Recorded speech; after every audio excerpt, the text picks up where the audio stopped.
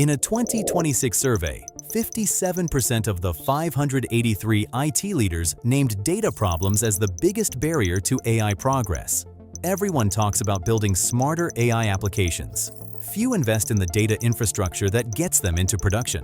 That's where most AI initiatives lose momentum.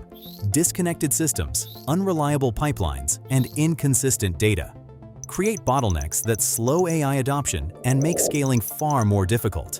By the time teams notice the problem, they're already dealing with delayed releases, governance gaps, growing delivery risk.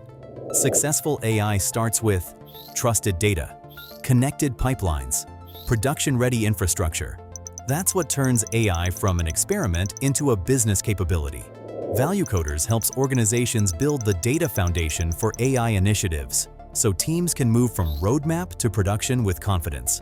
Find the data gaps slowing your AI initiatives. Schedule an AI readiness consultation.